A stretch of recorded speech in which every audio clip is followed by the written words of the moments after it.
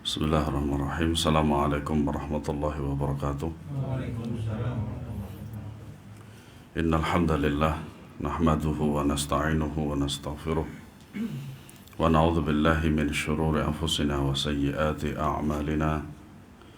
Man yahdihillahu fala mudilla lahu wa man yudlil fala hadiya lahu.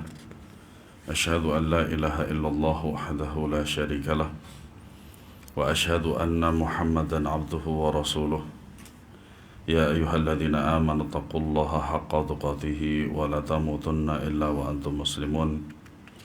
Allahumma salli wa sallim wa barik ala nabiyyina Muhammadin wa ala alihi wa ashabihi ajma'in. Ma'asyiral muslimin azanallahu wa yakum. Melanjutkan pembahasan tentang akidah Ahlussunnah wal Jamaah tentang sahabat Nabi. Yang minggu kemarin kita sudah membahas tentang bagaimana para salafus saleh, sikap mereka, perkataan mereka terhadap para sahabat radhiyallahu anhum. Selanjutnya adalah tentang akidah Imam Syafi'i tentang sahabat Nabi sallallahu alaihi wasallam, halaman 523. Imam Syafi'i berkata, Allah tabaraka wa ta'ala telah memuji sahabat Nabi sallallahu alaihi wasallam di dalam Al-Quran, Taurat dan Injil. Nah, ini ringkasan dari sebuah ayat, yaitu surat Al-Fath ayat 29. Ya. Muhammadur Rasulullah walladzina ma'ahu asyidda'u 'alal kuffari ruhama'u bainahum tarahum ruk'an sujjadan yabtaghuna fadlan minallahi wa ridwana simahum fi wujuhihim min atharis sujud dzalika mathaluhum fit tawrati wa mathaluhum fil injil kazar'in akhraja syata'ahu fa'azarahu fastaghladha fastawa 'ala suqihi yu'jibu az-zurra'a liyaghidha bihumul kuffar wa'ada Allahu alladhina amanu wa 'amilus salihati minhum maghfiratan wa ajran 'azima. Muhammad adalah utusan Allah, ya, dalam sebuah hadis, ya, hamba dan utusan Allah. Dan orang-orang yang bersama dengan dia bersikap keras terhadap orang-orang kafir, tetapi berkasih sayang sesama mereka, kaum muslimin. Kamu melihat mereka rukuk dan sujud mencari karunia Allah dan keridhaannya. Nah, inilah karena begitu bersihnya hati mereka, sehingga ketika mereka beribadah kepada Allah, ya, ketika mereka beribadah hanya ditujukan untuk Allah subhanahu wa ta'ala. Pada wajah mereka tampak tanda-tanda bekas sujud.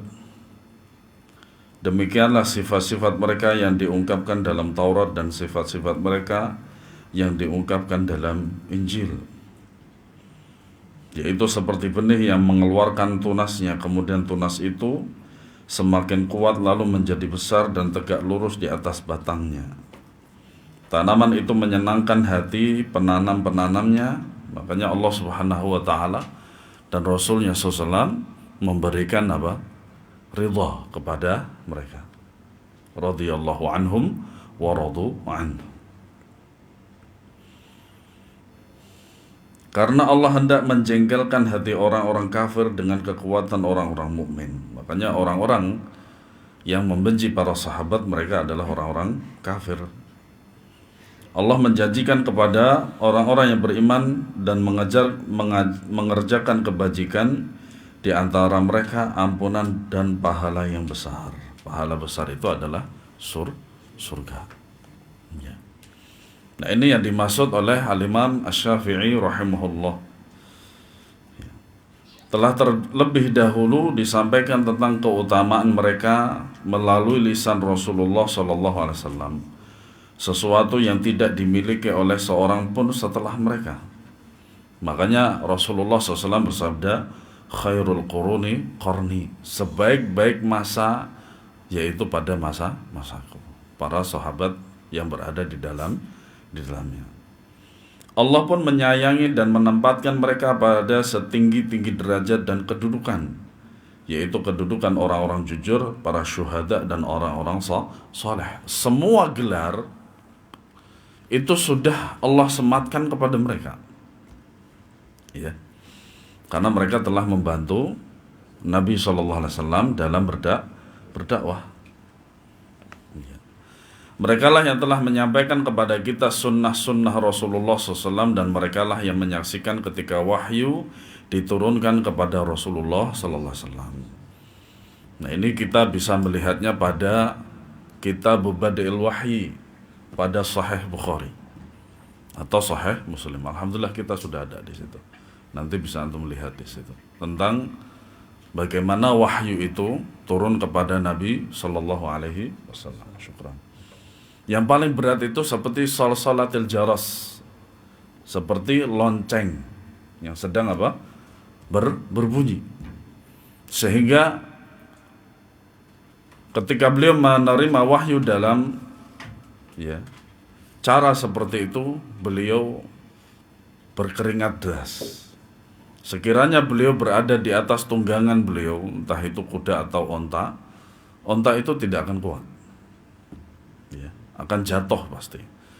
Makanya di sini faedahnya adalah seorang nabi dan rasul, Allah Subhanahu wa taala jadikan mereka tubuh kuat, tubuh mereka itu sangat kuat.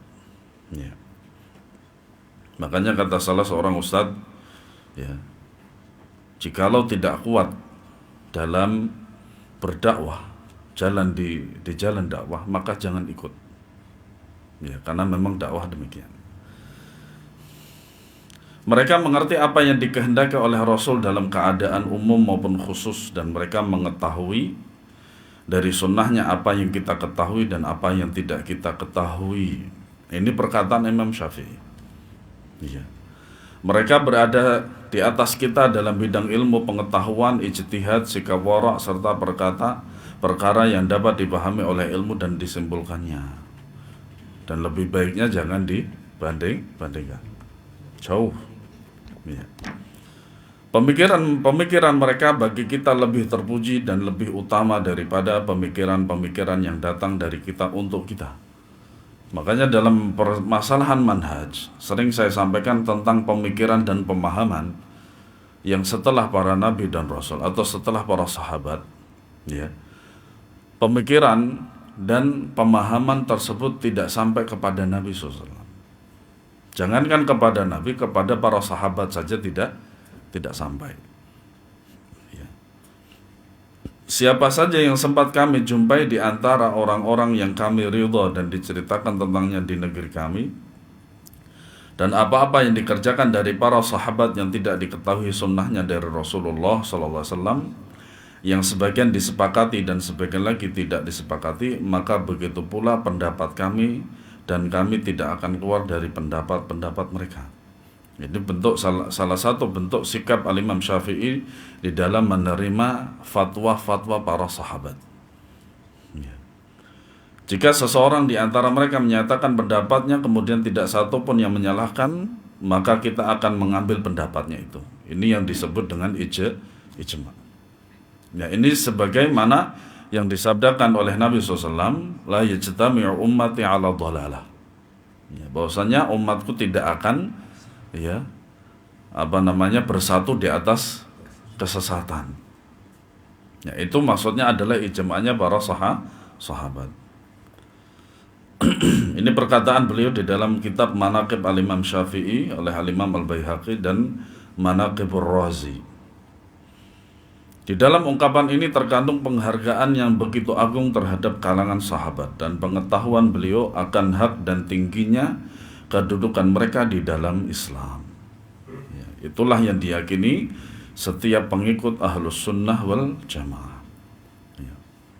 Maka ini adalah akidahnya Ahlus Sunnah wal Jamaah. Jikalau tidak meyakini ini, berarti bukan akidahnya Ahlus Sunnah wal Jamaah. Imam Syafi'i rahimahullah berkata, Saya tidak melihat orang yang dicoba dengan tindakan mencaci maki para sahabat Rasulullah SAW. Melainkan dengan caci maki itu Allah akan menambahkan kepada para sahabat pahala dikala sudah terputusnya amal perbuatan mereka. Sudah wafat. Ya. Makanya orang-orang, kelompok-kelompok yang mengatakan bahwasannya para sahabat itu kafir, nah ya seperti inilah yang kita agak sulit untuk menjalankan. Banyak sekali orang-orang yang baik ya secara umum, apalagi para sahabat yang seperti ini kemudian dicela, dicaci, bahkan dikafirkan oleh orang-orang Syiah dan seterusnya. Itu kalau mereka bertobat, meminta maaf ke siapa? Orang sudah wafat. Apalagi mereka para sahabat itu sudah apa?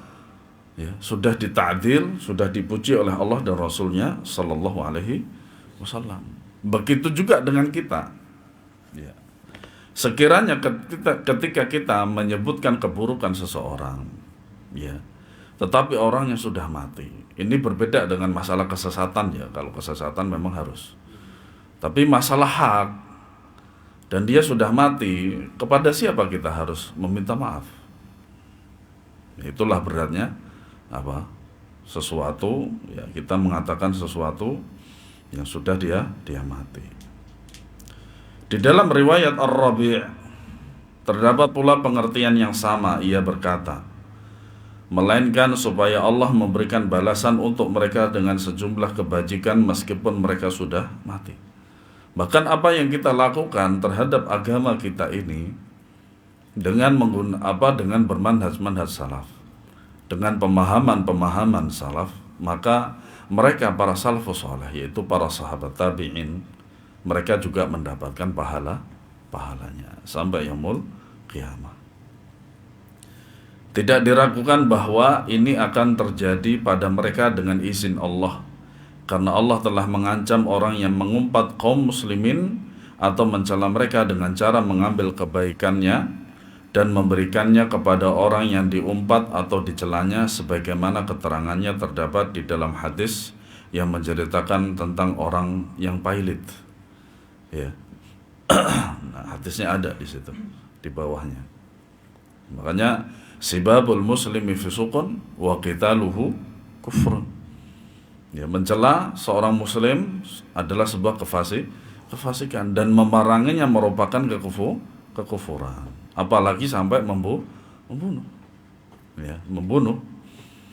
Ya, makanya dalam sebuah ayat bahwasanya wa may yaqtul mu'minan muta'ammidan fajaza'uhu jahannama khalidan fiha.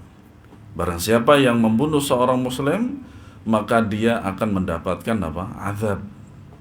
Yaitu apa? Berupa di neraka jahanam, dimasukkan ke dalam neraka jahanam selama-lamanya, khalidan fiha.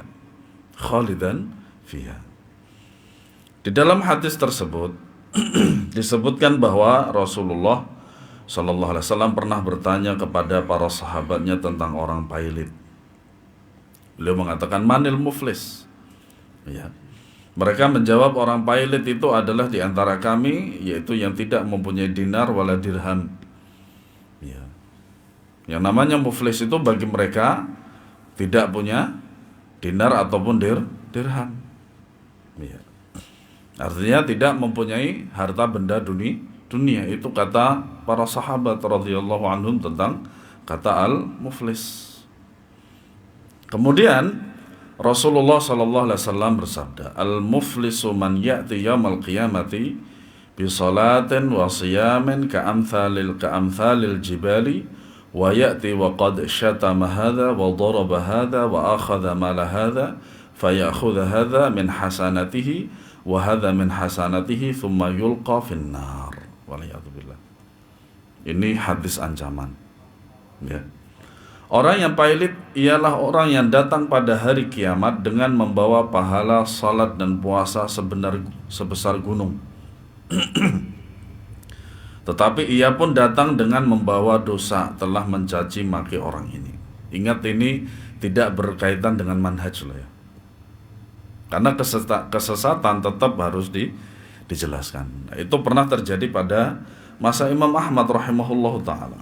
Waktu itu beliau menjelaskan tentang jarh wa ta'dil, istilah dalam hadis. Ya, bahwasanya si fulan ini mujarrah, tercela.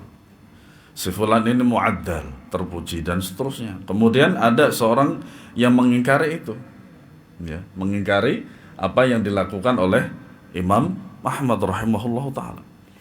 Kemudian beliau mengatakan idza sakatta anta wa sakatu ana. Ya, kalau kamu diam dan aku diam, kapan manusia akan mengerti ya sebuah kebenaran daripada kebatilan. Itu berbeda. Ya, jadi harus didudukan daripada hadis tersebut. Memukul orang itu dan mengambil harta orang lainnya, maka orang tersebut mengambil dari kebajikannya dan yang lain pun mengambil dari kebajikannya, lalu ia pun dilemparkan ke dalam neraka. Waliyadzubillah. Ya. Hadis riwayat Muslim dari Abu Hurairah. Apabila ancaman itu berlaku untuk semua kaum muslimin secara umum, tentulah terhadap sebaik-baik generasi yang keutamaan atau kelebihan mereka telah nyata pasti lebih utama, yaitu para sahabat. Kenapa demikian? Jikalau para sahabat itu dicaci maki, ya dihina, kemudian juga dikafirkan, maka yang menjadi wasilah akan tegaknya Islam itu akan gugur. Dan itulah yang dilakukan oleh orang-orang ahli bid'ah semacam Khawarij dan Syiah. Karena kalau mereka langsung ya menghantam Islam gak bisa. Karena apa? Banyak kaum muslimin yang akan menentang mereka. Tetapi ketika mereka wasilahnya itu secara tidak langsung mereka hantam, maka disitulah mereka mencoba untuk menggerogoti Islam dari dalam. Imam Syafi'i berkata tentang keunggulan Khulafa ar-Rasyidin dan derajat mereka di kalangan para sahabat. Manusia paling utama sesudah Rasulullah adalah Abu Bakar, kemudian Umar, kemudian Uthman, kemudian Ali. Nah, ini akidahnya Al-Imam Asy-Syafi'i.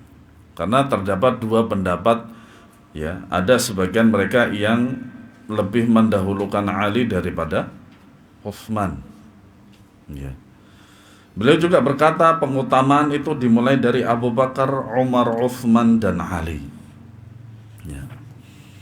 Ar-Rabi bin Sulaiman berkata, aku telah mendengar Imam Asy-Syafi'i rahimahullah mengatakan tentang pengutamaan Abu Bakar, Umar, Uthman dan Ali. Ini urutan yang sahih. Ya, urutan yang sahih. Dan ini jumhur salaf. Ya, jumhur salaf.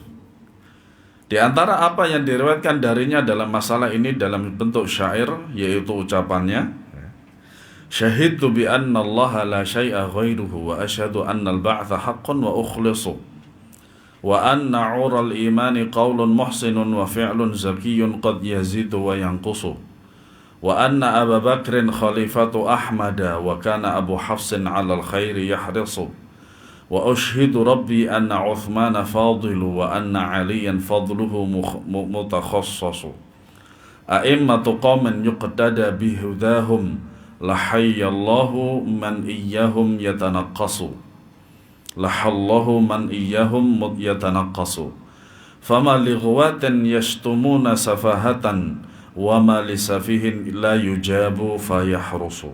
Ini syair yang sangat indah sekali, yang menjelaskan tentang bagaimana manhaj beliau rahimahullahu ta'ala terhadap para sahabat. Aku telah bersaksi bahwa Allah tiada sekutu selainnya, dan aku bersaksi bahwa kebangkitan itu hak dan aku ikhlas. Ya. Ini tentang ba'ats, yaitu hari kebangkitan. Makanya orang-orang yang mengingkari hari kebangkitan kafir. Tali-tali iman itu adalah ucapan yang baik, perbuatan yang bersih, yang terkadang bertambah dan berkurang. Nah, ini adalah pengertian iman menurut beliau. Ya. Di satu sisi lain, di dalam keterangan di kitab beliau itu bahwasanya al-imanu qaulun wa amalun wa niyyatun. sama dengan Ahlus Sunnah wal Jamaah lainnya, pengertian sama. Nah, secara khusus juga di dalam syair ini beliau mengatakan wa anna ural imani qaulun muhsinun wa fi'lun zakiyun qad yazidu wa yanqus. Nah, qad, kata qad apabila setelahnya fi'il mudhari' maka artinya kadang-kadang. Artinya kadang-kadang. Ya. Dan ini sesuai dengan penjelasan para ulama Ahlus Sunnah wal Jamaah bahwasanya niat itu bisa berkurang dan bisa bertambah. Ya, iman. Abu Bakar itu adalah khalifah pengganti Ahmad, yaitu Muhammad sallallahu alaihi wasallam. Makanya di kitab-kitab manapun ya nama beliau adalah Ahmad. Sementara Abu Hafs Umar ibn al-Khattab terhadap kebaikan berusaha bersungguh-sungguh, berusaha sungguh-sungguh. Ya. Bahkan ya Umar ibn al-Khattab ketika mendengar sabda Nabi SAW, ya hadis qudsi, ya if'alu ma syi'tum faqad ghafartu lakum, tidak senantiasa langsung gembira, tidak, justru malah khawatir. Itulah Umar ibn al-Khattab. Ya. Aku persaksikan Rabbku bahwa Uthman itu utama, Ali keutamaannya khusus. Nah ini secara urutan demikian. Berarti Uthman dulu kemudian Ali. Mereka adalah imam-imam kaum yang diikuti tuntunan mereka. Semoga Allah melaknat orang yang mencela mereka. Ini doa Al-Imam Syafi'i. Iya. Mengapa orang-orang sesat itu mencaci maki dalam kebodohan? Makanya segala sesuatu itu ya ujung jelunturungnya kebodohan itu. Nah, di Facebook beberapa hari yang lalu ya di Facebook itu ada sebuah video, mungkin nggak nyampe 1 menit atau 2 menit. Di dalam video tersebut ya ada sebagian orang-orang yang mencela Al-Imam Ibnu Katsir. Ya. Al-Imam Ibnu Katsir rahimahullah. Dalam tafsir Al-Qur'anul Karim, ya tafsir Ibnu Katsir yang ada pada kita itu katanya adalah kitab syaitan. Waliyadzubillah. Nah, seperti itu. Ini jelunturungnya apa? Kebodohan mereka. Ya. Karena sebab bodohnya mereka itu mencaci maki dan mencela. Makanya apa? Al-jahlu asasu kulli khati'ah. Ya, kebodohan itu adalah asas segala keburukan. Dan mengapa orang bodoh itu tidak menjawab hingga dia semakin menjadi jahil. Ya. Makanya ada sebuah istilah idza sakatal jahil laqallal khilaf. Sekiranya orang bodoh itu diam maka perselisihan akan sedikit gitu. Imam Syafi'i rahimahullah mengambil rujukan tentang keutamaan Abu Bakar radhiyallahu anhu dan keabsahan kekhalifahannya dengan beberapa perkara.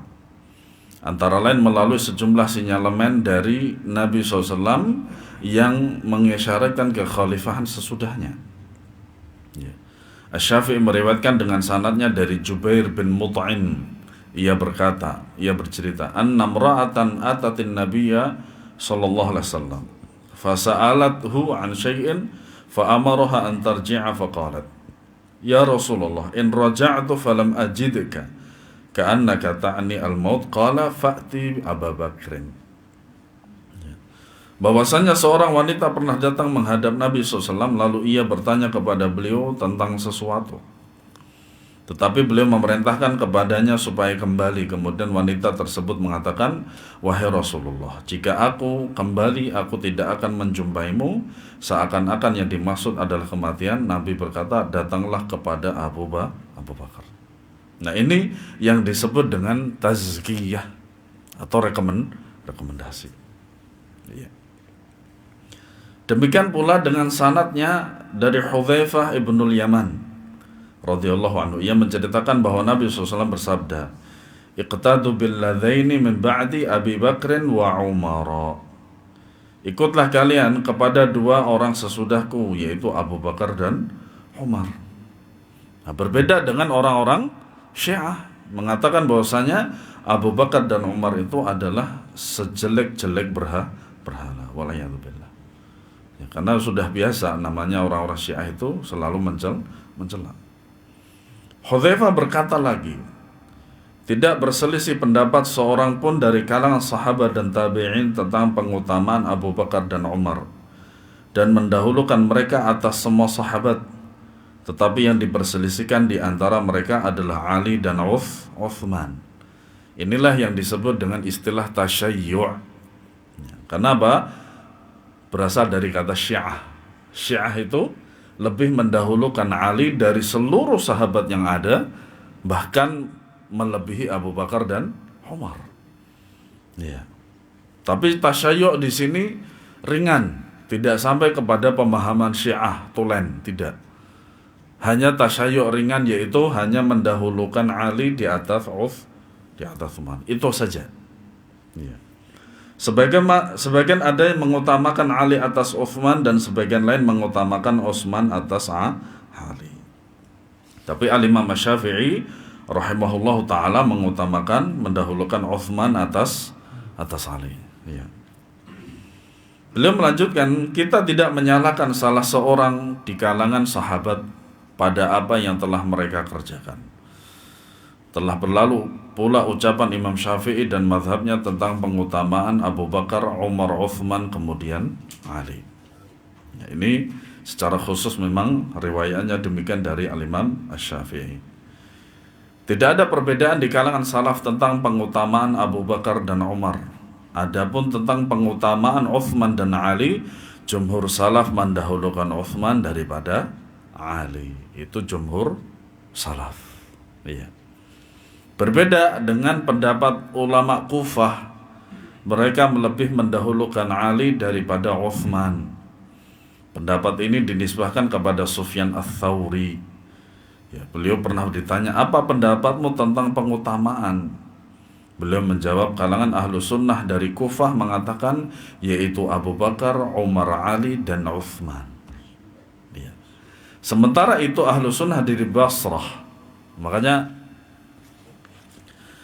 negara Irak yang sekarang itu sebelumnya adalah negara Kufah dan Basrah.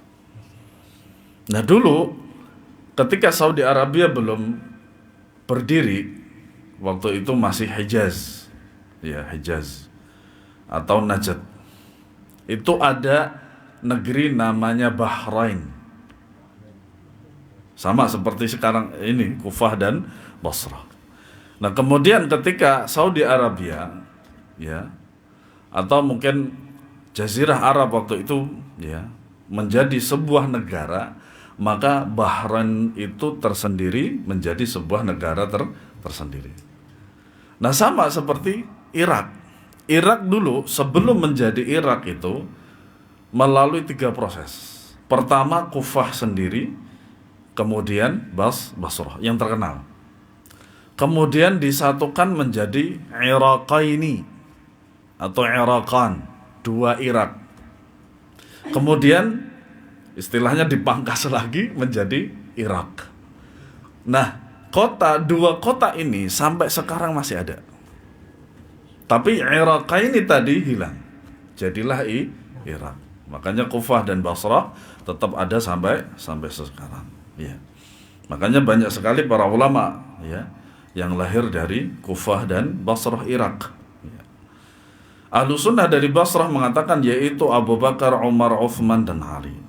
Penanya berkata, menurutmu bagaimana? Jawabku, aku orang Kufah. Berarti Sufyan Ats-Tsauri ini lebih mendahulukan Ali daripada Uthman. Akan tetapi Syekhul Islam berkata, Sufyan dan ulama lainnya menarik kembali pendapatnya itu di dalam kitab Majmu' Fatawa. Ini pendapat, ya, yang dikatakan oleh Syekhul Islam bahwasanya Sufyan Ats-Tsauri dan ulama lainnya menarik pendapatnya kembali. Tapi gitu, tadi saya jelaskan bahwasanya tasyayyu ini ringan, tidak berat. Dikatakan oleh Al-Munziri telah jelas dari Sufyan bahwa ia mengatakan pada akhir ucapannya, yaitu yakni Abu Bakar, Umar, Uthman, dan Ali. di dalam kitab Mukhtasar Sunan Abi Dawud. Dalam pada itu sebagian penduduk Madinah tidak memberikan komentar tentang Uthman dan Ali, seperti yang disampaikan melalui salah satu di antara dua riwayat dari Imam Malik. Al-Imam Syafi'i berdalil tentang keabsahan Khalifah Abu Bakar As-Siddiq melalui ijma' para sahabat. Ya. Ia berkata, sesudah wafatnya Rasulullah SAW, orang-orang pun didesak untuk memilih Abu Bakar. Kenapa demikian? Karena Abu Bakar radhiyallahu anhu dalam banyak kesempatan dan banyak hadis Nabi SAW itu sering menyebut Abu Bakar radhiyallahu anhu. Ya. Mereka tidak mendapatkan di bawah langit ini orang yang lebih baik daripada Abu Bakar. Oleh karena itu mereka pun mengangkatnya sesuai dengan kesepakatan semua orang. Nah, inilah dalam memilih pemimpin pada waktu itu, yaitu orang-orang yang memang layak untuk menjadi seorang pemimpin. Abu Bakar radhiyallahu anhu. Ini merupakan pengakuan dari Imam Syafi'i bahwa orang yang paling afdal sesudah Nabi adalah Abu Bakar. Dan ini tidak berlebih-lebihan, karena memang demikian. Ya, sehingga ada orang yang mengatakan, wallahu alam, riwayatnya siapa, bahwasanya setengah umat Muhammad SAW, ya, jikalau dibandingkan dengan imannya Abu Bakar, maka lebih berat imannya Abu Bakar. Kenapa demikian? Makanya beliau itu disebut dengan As-Siddiq. Ketika orang-orang semuanya itu mendustakan Nabi SAW, dia sendiri yang mengakui dan membenarkan apa yang dikatakan oleh Nabi. Gitu. Orang-orang pun sepakat tentang kekhalifahan Abu Bakar. Kemudian Abu Bakar menunjuk Umar sebagai penggantinya. Lalu Umar menyerahkan semua urusan musyawarah kepada 6 orang sahabat supaya mereka memilih salah seorang dari para sahabat, maka mereka pun mengangkat Uthman. Ya. Ditambahkannya pula Abu Bakar adalah khalifah Nabi dan pekerja sesudahnya. Kekhalifahan Abu Bakar adalah hak yang telah diputuskan oleh Allah dari atas 7 lapis langitnya. Makanya ya, Abu Bakar itu disebut dengan Khalifatul Rasul sallallahu alaihi wasallam. Nah, Umar radhiyallahu anhu adalah yang pertama kali yang disebut dengan Amirul Mukminin. Ya. Namun banyak pula orang di zamannya yang merasa heran tentang pengutamaannya Abu Bakar dan Umar. Berhubung beliau Syafi'i berasal dari keturunan Hashimi. Ya, kenapa? Satu-satunya ya, imam mazhab yang berasal dari keturunan Nabi itu adalah Al-Imam Syafi'i. Ya. Orang-orang itu pun mengira bahwa agama itu didasarkan pada sikap fanatisme terhadap nenek moyang, sehingga Ibrahim bin Ubaid Al-Hujji bertanya kepadanya, "Aku tidak melihat seorang pun dari keturunan Hashimi yang mengutamakan Abu Bakar selain Anda." Subhanallah. Ya, luar biasa. Makanya apa? Nabi SAW bersabda, "Man batta'a bihi amaluh lam yusri' bihi nafsabuh." Man batta'a amaluh, barang siapa yang amalnya lambat, nasabnya tidak bisa menjadikannya cepat. Ya. Makanya apa? Tolok ukurnya cuma satu, yaitu takwa. Ya. Makanya saya mendengar salah seorang habib, tapi nggak di sini, nggak di Jakarta sini, tapi di luar Jawa, Kalimantan kalau nggak salah. Dia mengatakan bahwasanya kalau ada orang Ahwas, ya seperti kita, orang Jawa, orang Sunda, orang pribumi, kemudian menikah dengan Syarifah. Syarifah itu apa? Keturunan Nabi perempuan, maka amalnya tidak diterima sampai yaumul qiyamah. Subhanallah. Ini berdusta atas Nabi. Di Kalimantan toh. Iya. Ini habibnya agak muda. Jenggotnya juga pun nggak kelihatan, cuman kumisnya doang. Nah, ini perkataan ya, tidak keluar kecuali hawa nafsu. Ya, kecuali hawa nafsu. Mana dalilnya? Tidak ada dalil kayak seperti itu. Makanya kadang kita nggak habis pikir dengan sebagian Habib yang mereka itu selalu mengaku-ngaku keturunan Nabi, cucunya Nabi, tapi justru mereka yang lebih jauh terhadap sunnah Nabi. Itu. Maka beliau menjawab, Ali adalah putra pamanku. Ya, makanya Syafi' itu merupakan, ya, masih ada tali persaudaraan dengan Nabi Shallallahu Alaihi Wasallam. Syafi' itu wajahnya mirip dengan Nabi. Ya, tetapi Syafi' yang menjadi nisbah Al-Imam Syafi' kepada beliau itu adalah sahabat yang kecil, tidak sebesar Abu Bakar dan seterusnya. Ali adalah putra pamanku dan putra bibi dari ibuku, sementara aku seorang laki-laki yang berasal dari Bani Abdul Manaf, dan engkau keturunan Bani Abdud Dar. Jadi seandainya ini ukuran kemuliaan, tentu aku lebih utama darimu, akan tetapi masalahnya bukan seperti yang engkau kira, yakni berdasarkan sikap fanatisme, tetapi masalahnya agama dan akidah yang didasarkan pada nas-nas syariah. Ya, Masya Allah. Walaupun demikian, riwayat yang lain darinya mendahulukan Utsman atas Ali sebagaimana menurut pendapat seluruh imam seperti Imam Syafi'i, Abu Hanifah dan para sahabatnya, Ahmad bin Hanbal dan para sahabatnya, serta imam-imam Islam yang lainnya. Adzan dulu, problem. Okay.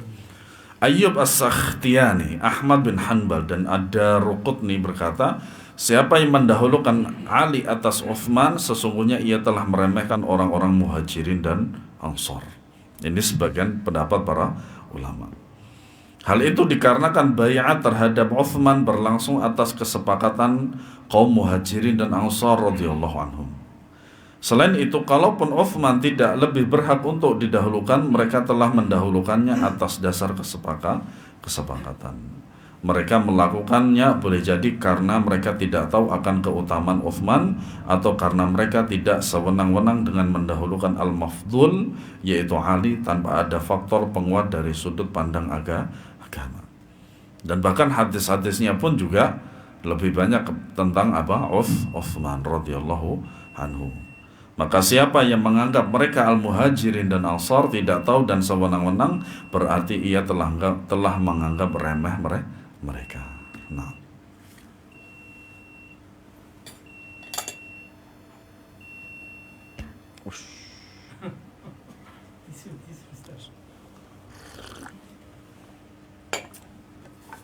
saking semangatnya. Dan qatar Allah.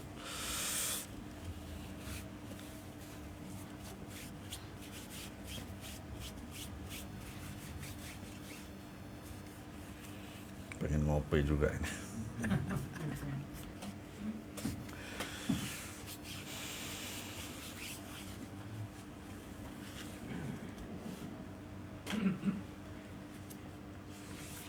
Allahu Akbar, Allahu Akbar, Allahu Akbar, Allahu Akbar. Ashhadu an la ilaha illallah. Ashhadu an la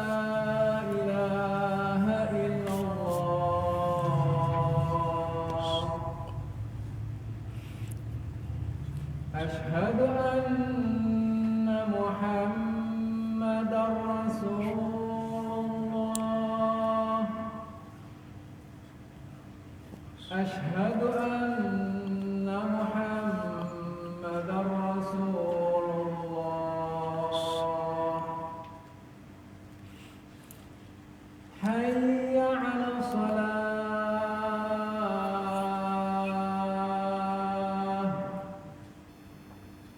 حي على الصلاة.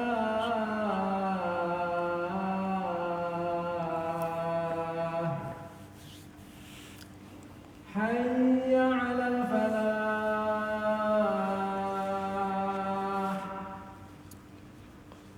حي على الفلاح.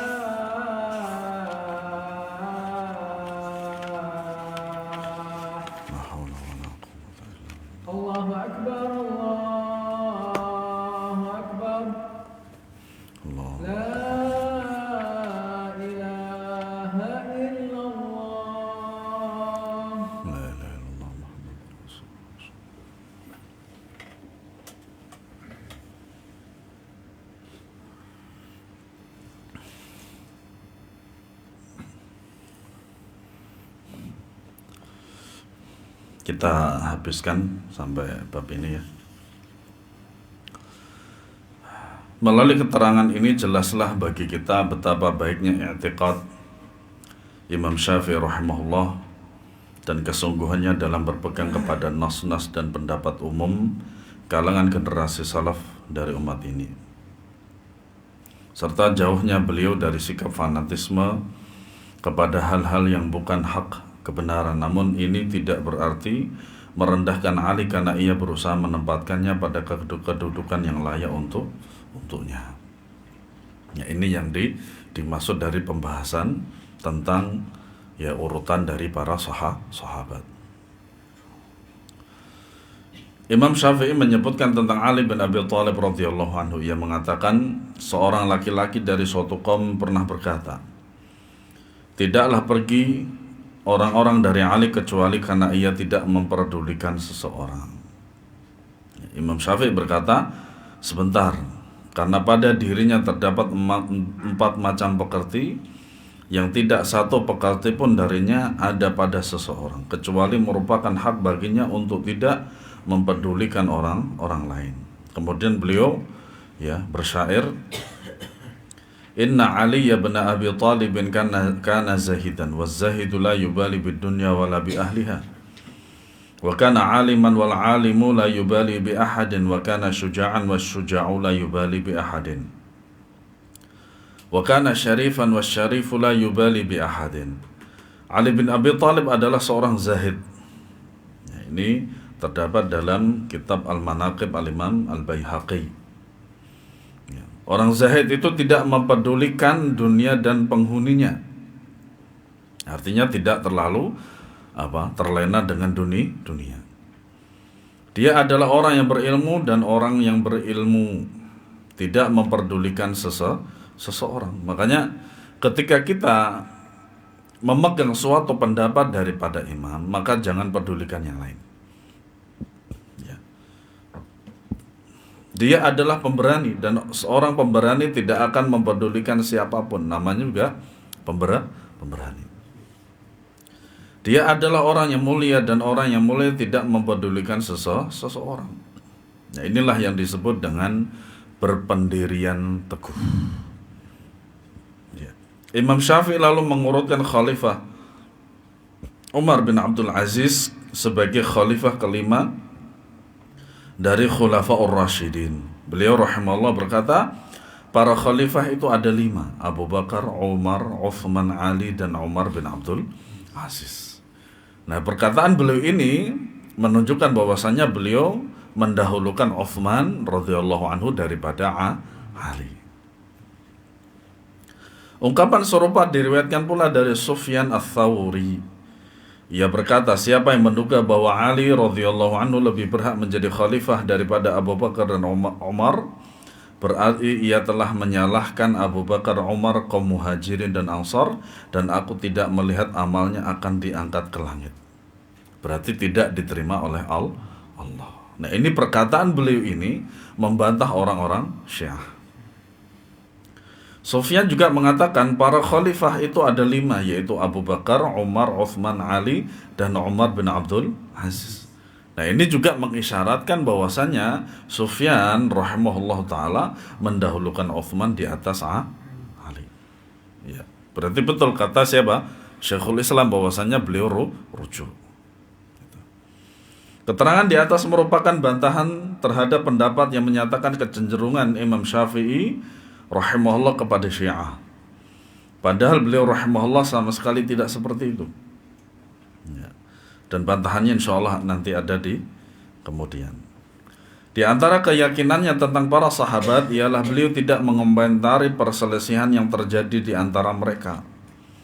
Ya, diriwayatkan dari Al-Imam Asy-Syafi'i lengkap dengan sanadnya, karena memang harus demikian, harus lengkap dengan sanad, sehingga bisa diyakinkan bahwasanya ini memang adalah perkataan Al-Imam Syafi'i. Itu perlunya sanad. Bahwasanya Umar bin Abdul Aziz pernah ditanya tentang para sahabat yang gugur pada perang Siffin. Maka jawabnya, darah-darah itu telah disucikan oleh Allah dari tanganku. Artinya apa? Beliau tidak perlu menuliskan tentang apa penyebab daripada mereka itu berperang. Karena itu aku tidak suka melumuri lidahku dengannya. Artinya cukup menahan diri dari apa yang terjadi pada para sahabat. Ya. Imam Syafi'i berkata, ucapan ini bagus sekali karena sikap diamnya seseorang dari hal-hal yang tidak berguna baginya itulah yang benar. Sesuai dengan sabda Nabi SAW, min husni islamil mar'i tarkuhu ma la ya'ni. Ya. Beliau pun berkata kepada Rabi', terimalah dariku 3 hal. Jangan mendalami pembicaraan tentang para sahabat Nabi SAW, karena jika engkau melakukannya, musuhmu adalah Nabi SAW pada hari kiamat. Berat, luar biasa. Jangan menyibukkan diri dengan ilmu kalam, karena aku melihat para ahli kalam berada dalam masalah besar. Ya, bahkan Al-Imam Al-Ghazali pun juga nggak selamat, 100% nggak selamat. Ya, siapa yang tidak kenal dengan beliau? Ya, karena filsafat. Kemudian yang ketiga, janganlah menyibukkan diri dengan bintang-bintang, yaitu ramalan, karena itu akan menyeret kepada tindakan ta'til. Ya, ta'til artinya apa? Meniadakan daripada perbuatan Allah Subhanahu wa taala. Ya, seperti itu. Inilah mazhab yang dianut oleh kalangan Ahlus Sunnah wal Jamaah. Mereka berada di pertengahan antara golongan Khawarij dan Rafidhah. Semoga Allah Subhanahu wa taala menetapkan kita keimanan terhadap para sahabat sampai Allah Subhanahu wa taala mewafatkan kita di atas akidah yang benar. Amin ya rabbal alamin. Semoga bermanfaat.